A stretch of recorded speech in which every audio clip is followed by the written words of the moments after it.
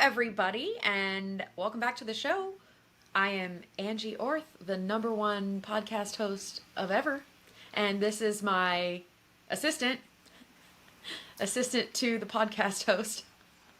You know, I edit this whole show, and I can make you say whatever I want. Yeah, you're right. I'm Angie. I don't do anything. Rachel does everything and is the boss of this whole enterprise. That's correct. How's that? That's not even edited. Correct. Yes, hello, welcome back to But Did You Die? With the Jet Sisters. It's us. That's us. Wow. Wow. Well, that about wraps it up. Thanks for joining, everyone. I was going to say, we got to stop hanging out or talking as much as we do. So welcome to episode 9, which we happen to be recording on Leap Day, which is a very exciting day. I guess depending on how you look at it. It's either one extra day. That's one extra day I have to do that much more stuff, right? I pray for these things. I need more time in between now and book launch. So that's kind of exciting. Or another day. Haven't we been through enough? So it depends how you look at it, right? I always thought if I was ever going to do a crime, I would do it on Leap Day, because that would be easy to lie about it. Just because you might be like, oh, I forgot about the extra day. I don't know. No. It's like they'll be like, where were you March 1st? And I would be like, that was Leap Day, and they don't. You know, I'm saying it out loud. Like if I was gonna steal a car, you would do it on February 29th, and so you wouldn't be guilty. That's not how any of that works. And then they find out a couple of years later, and then they're like, where were you? And I could say that. Never mind. I think it really only works when you do a crime at 9 p.m., but then you have a flight across the world, and then you've got a second 9 p.m. That's when you can lie about where you were at 9 p.m. I think you're overcomplicating crime. Yeah. I'm not going to do a crime. So much easier. I'm not going to do a crime, but... Apparently, because you would get super caught. Anyway... Yeah. Did you know that the chances of being born on February 29th are 1 in 1,461? I think if I was going to have a baby, that would be a fun day to have a baby on, eh? That's a cool stat. Thanks for sharing. Right? Happy birthday if it's your birthday on leap year day. That's exciting. That'd be a fun day to get married on, although I read that it is actually considered unlucky in some cultures, but same as like Friday the 13th is considered unlucky, which obviously in my world, Friday the 13th is lucky. So, I don't know. February 29th. I love Friday the 13th. I always think about you and how our family is lucky. It's a great day. Oh, well, that's the nicest thing anyone in our family's ever said to me. Thank you. All right, calm down. It's not that serious. I'll dine out on that compliment for the rest of my life. All right, so let's talk about what we did last week. You had so much fun. And I did what I always do, which you have pointed out to me, is thrive under pressure. So tell me about the fun you had. Yeah, we went drinking around the world at EPCOT, which I have never done. It's hard. It's hard. It's hard to go to EPCOT. Well, it's hard to finish drinking around the world showcase. There are 12 countries, and the idea is you get a drink at every country, so you can try new things. And I've never made it, probably because I usually try to do it in the summer. Good luck drinking in the heat, yeah, right. But we did it last week, and we made it through. Here's how. The lines were so long, it took us 10 hours to do it. So it was fine. It's like a drink per hour. Yeah, and we shared a lot of them. Because it's expensive, so if you're going to do it... That's my question.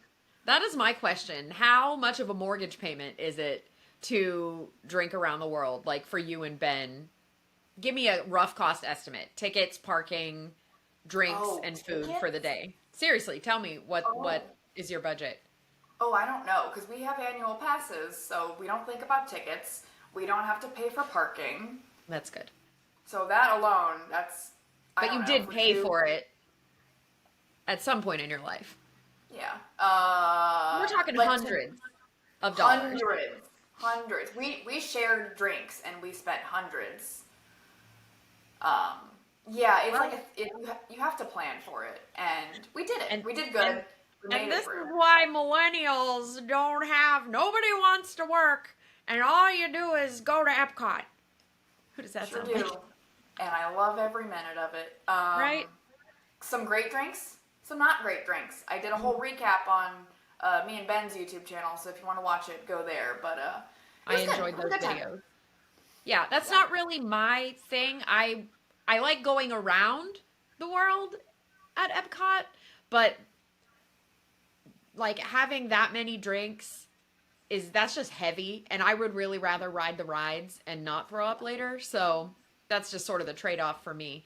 And I Well, remember we tried to do it that one time, and I got like 2 countries in, and I drank, what was it, sake? It was something really bad, whatever it was. And I want to say we threw up, and then that was kind of the last time I ever wanted to do that. yeah, what was that? 2009? 2009? Yeah. 2009, our whole family went. I wasn't old enough to drink, but I remember vividly everyone getting sake and everyone throwing up in the bushes. I'll never forget it. It was so funny. No Yeah. puking.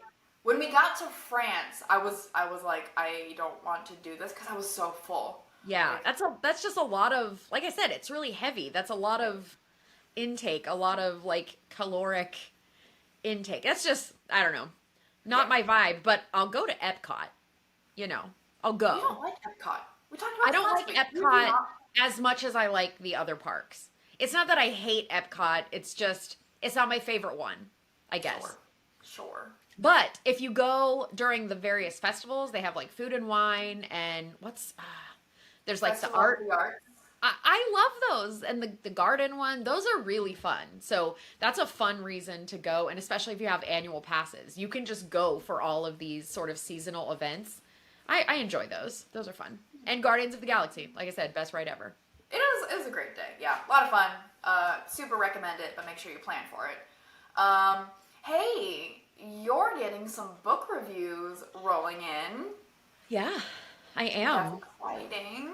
It is How do you exciting. It feel? makes me want to throw up every time I see that there's a new one, because I'm like, this is it, this is the one, and then they're always pretty nice and pretty complimentary. I feel like people are picking up what I was putting down, and so anybody who's doing a review so far has received like an advanced copy from my publisher, my marketing team. So those are the people who are reviewing it thus far. What are you doing? I'm trying to find one so I can read Oh, it, but I have to go they're through just all of like our randomly pictures. texting. Yeah. So Boring, man. boring, man. Okay, I have one here. It's very, you can't see it. You can't see it. It's very long. It's full page, so I'm just gonna Which I read some. love. Can I say thank you to that person for being so detailed and literally paying attention to the words I wrote? That is insane. That means everything. This is a great one. Okay, I'll do a quick da da da da da. It's a thoroughly enjoyable book because of the adventures, the way she has with words, and the valuable life lessons she learns along the way. I recognize my younger self and her struggles, as I'm sure many single women in their 20s and 30s will find. Blah blah blah. It's obvious that they came through hardships. Blah blah blah blah blah. Favorite characterization. Okay, spoiler. I'm not gonna read that. Um, I don't need your approval, I don't need your judgment, I don't accept your shame. Go Angie! Loved reading how the trip completely changed her point of view, and a billion more things. That's a very nice review. It was a very 4 thoughtful stars. review. Right, and that's the funny thing. 4 out of 5. So here's what I've learned. I've learned that that's actually really good, and that's not a B. That's just like it's not Harry Potter yet. It's a great book, and people love it, and they give you 4 stars. I'm going to have to live with that. And so I have enough things to worry about. That is something I'm just putting over here, compartmentalizing, and it's okay. It's fine. It's literally like, this is one of the best books I've ever read. I relate to her so much. 4 stars. 4 out of 5. And then Ange dies. Seriously, I just like melt into a sadness puddle of rejection, even though the review is wonderful and thoughtful and personal. I think yeah. From what all my writer friends are telling me, that's just how it is, and get over it. Also, don't read reviews, which I can't really help it at this juncture in my career. I have to read the reviews, and maybe I won't read all of them. I'm sure I will. Maybe I will have the maturity not to read all of them eventually, but I just like to know if it hits, you know? I like to know if people get it. What I think I need to do for you is print out the reviews without the stars so you can read the nice things. That would be better. Shall we move to travel news, which goes hand in hand with drinking around the world at EPCOT? Did you see that Disney announced, starting in 2025, free entry to the water parks if you're staying at an on-site hotel? All the water parks? What, are there just two now? There's two? There's two, yeah. So when you free? When you book a trip with your family and you're staying at a hotel property, when you get there, you can just go to a water park for free. That's very excellent deal. That's a nice perk because Typhoon Lagoon and Blizzard Beach are so fun. Plan a trip, drink around the world. Next year, drink around the world. You can go to a water park for free if you stay at an on-site resort. Here's a question. Is it all on-site resorts or is it like certain categories only? Because, you know, sometimes that's a bit of fine print. Like you stay in the cheaper one and they're like, not you, only, what's the one? The Florida Grand Floridian. It's definitely the Grand Floridian. All Disney hotels will receive this benefit, from value hotels like all-star resorts to deluxe accommodations like the Polynesian. That's awesome. Hey, Disney, you go. You love to see it. You love to see a perk added on. All right, Ange. I would like to talk about this week a little bit of a story that I read in your book. Can you tell us about your trip to Kenya? Sure. Kenya was probably country number 10 on the list, 10 or 11 of this round the world trip. So Kenya is in East Africa. It's on the ocean over there, like on this side of the map, the one over there. The capital is Nairobi. That's where I flew in. And it's an awesome country. It's like Nairobi is this big city, super developed. There's malls, there's clubs, there's just everything you could imagine. It's not Africa you see on TV, which is like just out in the bush and there's no people and it's just animals. Although very close to Nairobi, you actually can do that. There's safaris and all the animals and the lions and the giraffes. And I think that's where Giraffe Manor is. You see all the Instagrammers go and they got the giraffes like poking in on their brunch and stuff. That's where that is. I didn't have to go. Yeah, I know. Lion. Tours. Okay, inside joke. So I was there, I think, for about 3 weeks. And the first 2 weeks I spent with a family that I did not know. It was a friend of a friend of a friend was like, hey, I know somebody who lives there. So I literally, sight unseen, did not know these people, did not know where they lived. I was like, I hope this goes well. And it did. They were lovely people and they were so kind to me to host me for 2 weeks. I had my own room. I had Wi-Fi. They had kids and it was a great neighborhood. Everything about it was great. You know, you never know what you're getting into when you go somewhere and stay with people you don't know. And it was just really perfectly lovely. They showed me around. We went to church. They fed me their very, very high carb diets. It's literally like 7 different carbs that are all kind of the same carb. It's like rice, and something else. Yeah, not bad, but I was like, man, I need a steak so bad. Anyway, and I went on safari after I was with them volunteering for a couple weeks. I went on safari out to the Masai Mara, which incredible, just mind blowing. Who doesn't love Masai Mara? But for the people who don't know what that is, just tell me about it. So the Masai Mara is an enormous like nature reserve, national park full of animals. It's on that route, what's it called? The Great Migration, where all the wildebeest and all the critters go from like one end of here to there, and it happens every year. So it's sort of in that mix. So you can see 100,000 wildebeest all at once, just tearing through the place. And you think, I don't know, I thought I'm going to go and we're going to have to look really hard to find the animals and maybe we won't see any and it's really hard. They're just everywhere. They're just everywhere. There's just lions and leopards and rhinos and just everything is just like they're just everywhere. And you're just driving around out in the savannah and it's flat and it's expansive and you're just, oh, look over there, look over there, look over there. Amazing. And they have so many cool hotels. I only got to stay at one because I was only out there for, I think, 2 nights. Felt like forever, but it was 2 nights. And these hotels are thebomb.com. So luxurious. I have a question. What the heck? You're out on the safari. What Yes. are you in? Is there like are there gates on your windows? Or like is a lion gonna jump through? A lion absolutely could jump through, which goes to show how very little the lions and whatnot care, because there's people out there all day, every day. I mean, we were out 10 hours a day, just up when the sun came up and just going for miles and miles and miles. Like one day we drove all the way to the Kenya-Tanzania border and had a picnic, like on the border. And I say me and the guide, just out there. And the most gorgeous spread, expansive heiress of a picnic, you could ever have. Just cookies and pies and tea. So it was absolutely wonderful. And did I illegally step my foot into Tanzania? No.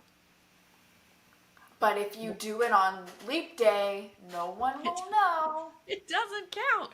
Anyway, so super spectacular. Highly recommend going to Kenya. There's also a lot more to Kenya than just what I saw, but I was really into slow travel that year and being in one place and getting to know people and places. So I really only had that experience, but I would do it again in a second. What was the best thing you ate? Kenya was not my favorite place for food. I think the best thing I ate was the last night I was staying with the family. I made them Great Graham's carrot chili recipe. It was the best thing. The best thing you ate was something you made.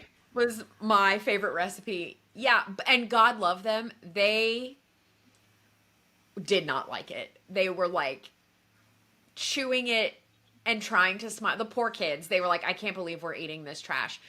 It's just, it's just a big hearty chili. And they were just like, Mom, do we really have to eat this? Amazon guy. Hey, puppies. What is one thing you learned in Kenya that you didn't know before you went there, maybe? I learned so much when I was in Kenya. It was a really focused 2 weeks where I was volunteering at a compassion center.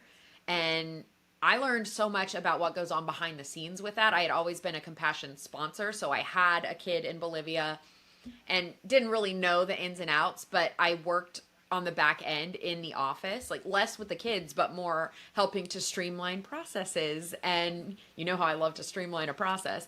And kind of helping the office do things and checking up on kids and going into the slums and meeting their parents and dropping off medications. And so I learned a lot about just how other people live and how fortunate I am that I could just gallivant around the world as a woman, unmarried, even though everyone was like, where is your husband? I still didn't have to have one to legally go out and live and do whatever I wanted. So I don't know, a lot of perspective change, I think, and just learning that the rest of the world does things differently and doesn't always make it wrong, but you can always kind of take that home as a lesson. I don't know. That's good. That's good. Did you feel safe in Kenya as a single woman traveling by herself? Yeah, I wasn't alone all that much because I was with the family. So I was very much just sort of like, they just scooped me up and took me to all the places that I never would have gone by myself. So I really didn't navigate Kenya by myself other than when I went out on safari. And that was at like a luxurious, eco-friendly, amazing lodge. So what could go wrong? Like the most dangerous thing there was the lions. And like, so what? And like, so what? Sure. Right. Cool. Well, Kenya sounds fun, and you haven't been back since, right? No, no, and I really want to. It's really top of the list. I would like to take all of us on a safari and just do the thing, you know? You see, Yeah. I mean, I think Instagram started when I was on my round the world trip. So the pictures I put up on Instagram from Kenya are like my feet overlooking a pool, overlooking the savannah with the worst filter you've ever seen. Just like sepia toned. Just truly the way Instagram was designed. So I would like to go back just to get more content. I have so little that I can use nowadays. I need to go back and Well, get and some visit the videos. family. And the kids are, they're fully grown up. They're adults. It's terrifying. Yeah, I would love to go see them again and go back to the compassion center, all that. Yeah, I would love to recreate that. Most of the parts of that. Most of the parts. All right, that's a great segue. Let's hear the disaster and answer the question, did you die? Kenya actually had 3 pretty big, maybe even 4 pretty big incidents. Kenya was probably one of my larger incident filled. Yeah. When I was there was a grenade attack. Yeah, spoiler alert. Didn't know that one. I was almost in a head-on collision, and what was the Life. other? Yeah, I mean that could happen anytime. The plane crash, and Yeah. then and then the one thing that I guess is probably everyone's greatest fear, aside from terrorism, plane crashes, and car crashes. I sat on the toilet. Wait, Oh, hold on. You need paint the picture. Take us there. Everyone, close your eyes, except if you're driving. Everyone, Yeah. close your eyes. Close your eyes and imagine it's early morning. The sun is not up yet. It's just peeking. It's just a little bit light. You open your eyes and you rub your eyes and you reach for your glasses and you can't find them. So you're like, that's okay. I'll just go to the bathroom without them. So you pitter patter down the hall because you don't want to disturb anybody who might still be sleeping. The household staff is already up cooking in the kitchen. You can hear them, but you're just, you don't want to let anybody know you're awake. So you tiptoe, you go to the bathroom, you do your business. You can't see anything. It's dark. You don't even turn the light on. Sit, do the thing, stand up, turn around, bend down to flush. And I'm blind as a bat without my contacts and my glasses. So I'm like, what is that? I'm squinting and I lean all the way down to the toilet where on the back of the toilet seat, not like the top of the tank, but the seat where my butt has recently been. And there is a snake just chilling on the toilet seat, just zigzagging his little head and not super irritated that I was there. But why is there a snake on the toilet? So it wasn't in the bowl, it probably touched me and I was so asleep that I didn't even realize it. So, that was exciting. Here's the thing. I wasn't scared because I'm not scared of snakes. I was concerned because I don't know what kind of snakes they have there. And up till that point, everyone's like, yeah, we don't really have snakes around here. So seeing one, I was like, well, that's a surprise. And everyone in the household, first of all, they didn't believe me when I went running out of the bathroom saying, there's a snake on the toilet. And they were like, no, Miss Angie, no. And then I had to show them. And then they started running and screaming and everyone was losing it. So snakes are a rarity where I was. So nobody even knew what kind of snake it was. All we know is, to this day, all I know it was a black snake. And what did they tell you a snake means? Which I think is probably the worst part of the story. Yeah. So nobody in the home told me this. So it took another week before I found out this very important piece of information. So I sit on the snake. The night watchman comes, gets the snake, kills the snake, hangs its carcass on the fence outside. And everybody's coming from miles around to look at this snake on the deal. And I'm like, yeah, it's crazy. There's a snake, right? So I tell everyone I meet, in Kenya. Everyone. Like, oh my gosh, there was a snake and I sat on it. Ha ha ha. Isn't that so crazy? And the snake gets bigger with every retelling. And I met this hotel guy in Nairobi like a week later, and he was like, that's really interesting. And I was like, why?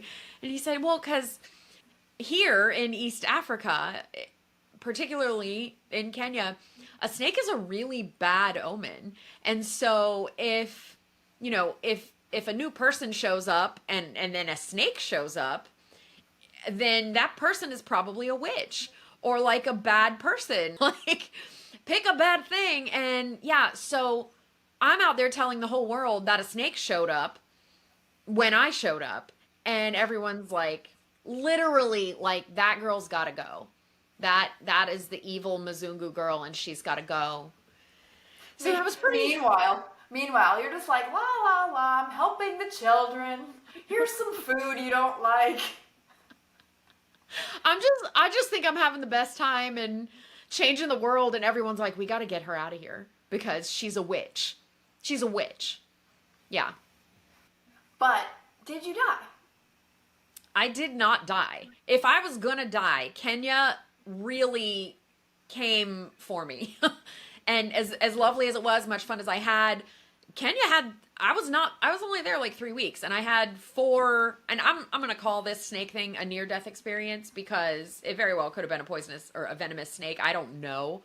Let's just say yes, it was. So I narrowly avoided death.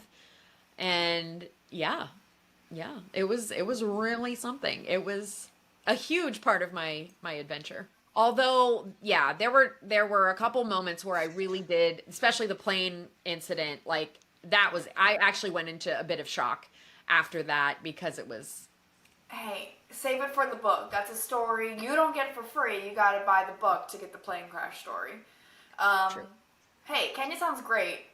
Let me ask you this. Besides the snakes and the rice, a travel tip for Kenya. What do you got?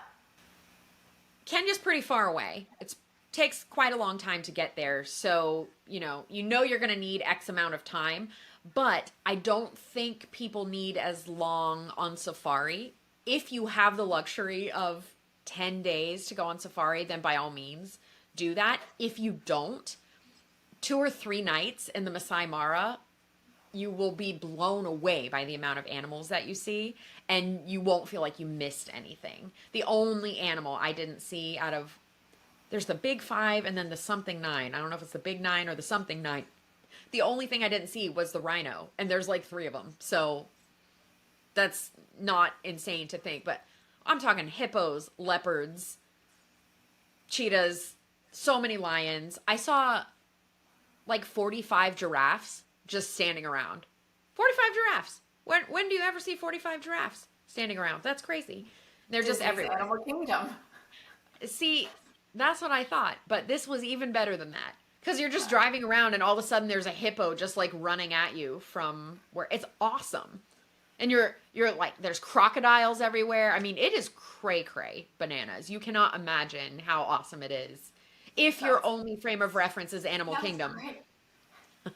Listen, it's all in the book, and it's all so wonderful and fun and true, and yeah, but you don't need 10 days. You can definitely see a lot in less time than that, and then if you needed more time to go, I don't know, hike Kilimanjaro, or you wanted to put Tanzania in there, or do some kind of coastal journey, all those things are possible. Love it. Yeah. Thank you for sharing your Kenya story. Snakes are cool, unless you go to Kenya, and they're not. All right. Yeah. What you doing this week? Who, me? You. Freaking out. Yes, I'll ask you again next week, and you can again tell me you're having a panic attack. Actually, I will see you next week. No, it's not next week. It's the week after that. Right? Cool. Yeah. I think we have 12 days till launch. So by the time this comes out, we'll be even less. Even fewer. Yeah, fewer. Oh man. Nice. Yeah. It's exciting. When the time comes, leave a review. I think that is going to be more important. I'm not going to tell you what kind of review to leave. I will leave that to your best judgment.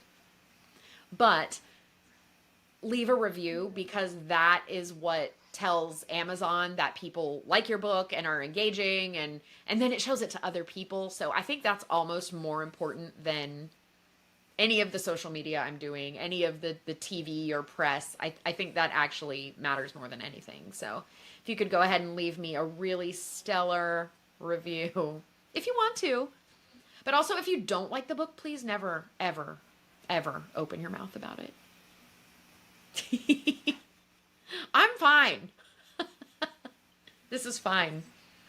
You're doing amazing, sweetie. Hey, it's almost over. We can almost talk about something else. Yeah, and then I have to start writing another one, yeah? Hopefully. Yeah. That would be my dream. Like, have to, get to. That's what I want to do, is start another one. Yeah, and the second book's going to be all about me and my journey to find love. I don't know where that came from. Hey, thanks everyone. Thanks for listening. What a great week. This was a fun one. I learned a lot about the Mumbai desert. What did we talk about? The Masai Mara, which is in Kenya. What is the Mumbai desert? Listen, some people are geographically challenged, and that's okay. Even people who don't know how to read a map can travel. And that is the tip I want to leave you with today. Thanks, everybody. We will see you next week. Bye. Bye.